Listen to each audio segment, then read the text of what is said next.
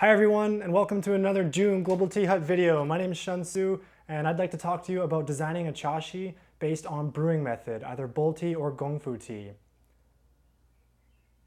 Remember, if you're just joining us now, chaxi literally translates as tea stage. This is the stage upon which you'll be brewing and serving tea for your guests. It usually consists of different elements like runners, boats, pillows, scoops and sticks, even bonsai or some flower arrangements. And they're usually themed together in such a way that you can serve tea to your guests in a beautiful, meaningful, and functional chaxi. If it's done successfully, a really good chaxi will say to your guests, "I'm honored to welcome you into my home." And when they sit down at the table, they'll feel peaceful and calm and ready to drink some tea together. So what really goes into designing a chaxi? For me, if I know that I need to make a chaxi, some of the first things I do are give myself enough time. It's never something that I want to rush. And so when I've approached my tea table, the first thing that I always do is I clean that tea table. So if there was a chaxi present from a previous session, I definitely want to put everything away and then clean the table. I like to sit where the guests are going to sit and just focus on my breath for a few moments, clear my mind, still my heart, and let intuition become part of that which helps me create a chaxi. Once I feel ready, my table is clean, and my mind is still, I don't try and force a theme to come. I try and let one come. And if it comes, great. I go to where all of my chaxi elements are, and I look for what's going to best, how can I manifest this vision I have of this themed chaxi. Most important is I clean my space, I sit and let my mind be still, I focus on the guests and the occasion so that it's not designing a chaxi based on what I want, but what's best for them. And then I work with the elements that I have in a way that's creative. As I'm adding elements, I want to make sure each element in some way draws attention to the center. And if it doesn't, I'm either going to just remove it or I'm going to reposition it and see if it works in a different position. So usually that ends up meaning my chaxi needs to be simpler. One of the first things that my teacher does when I've finished a chaxi is he'll come in and take a look at it and remove something. So he's essentially making it simpler. That's really important practice for me because what I often do is add too many things, and we don't always need all the elements. They definitely serve a purpose, and you need to know when to use them in that way. So it means knowing your chaxi elements really intimately, when to use them, and what they're used for.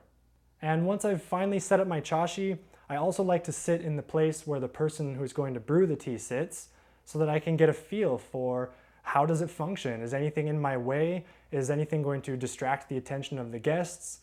Sometimes I'll even sit again where the guests sit and see how does it feel? Where does my attention go?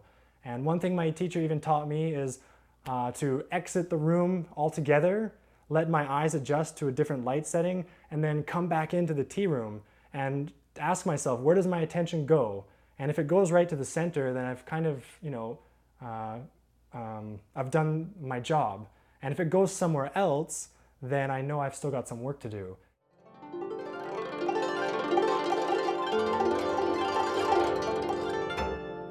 Often, some of the first and most essential things I think about are the elements on the table itself, like runners and plates and sticks and scoops. But of course, the chaxi is about the environment that I'm also brewing in. And so there are many other things to consider. And for me, when I'm practicing and developing my chaxi skills, I'm also thinking about even the clothes that I'm going to wear and how they contrast with those other elements. The music that we're going to be playing for the tea session is also really important. So yes, there are many different elements that go into a chaxi than just the things on the table, like the runner and the plate. And yet, when we are designing our chaxi, two of the most important things I usually start with to help work on my theme and get things started is the runner and then the centerpiece where the teapot will actually rest. Just because that's a good place to start, and that's also some of the elements that everyone has on hand. But also in the back, we definitely have to be considering other things. the guests, the occasion, the music, the clothes that I'm wearing, and then obviously the type of tea that we're brewing as well.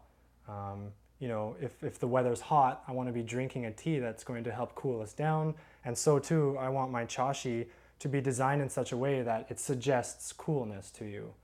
And then those two are in harmony with each other. And that's really the goal of the chashi is, yes, it's a set amount of elements and they have borders and parameters, but like all things with tea, they kind of spill over and fuse into all aspects of your life. So they extend into your guests and into the cleaning and into what you're doing afterwards. And in that way, just like an altar, you know, your whole house becomes an altar or a chashi. And then you can go outside and you're not limited by needing a runner or a tea plate because you're out in nature and you can use anything in that environment to use as a chashi. It might just be a simple piece of wood or a broken piece of bamboo as a tea scoop. And those things also become your chashi, the tea stage upon which you're brewing for your guests.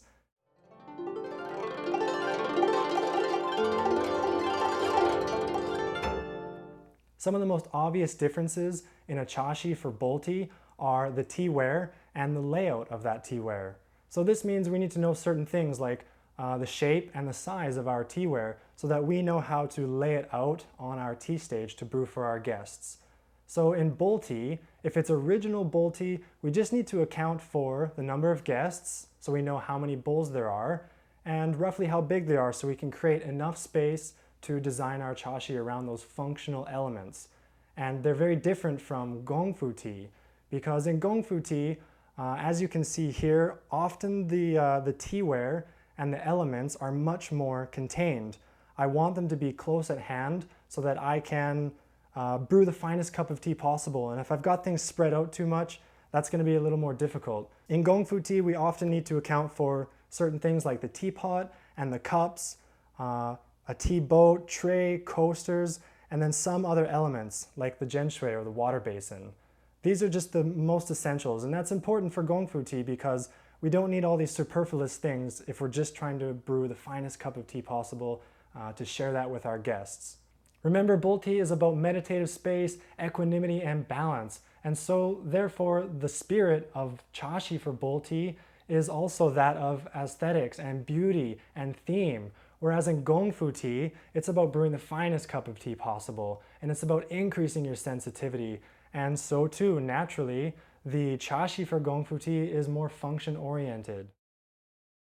Thank you so much for joining me in this video. I hope you've learned a little more about designing your chashi, especially based on brewing method. And remember, chashi by chashi and bowl by bowl, love is changing the world.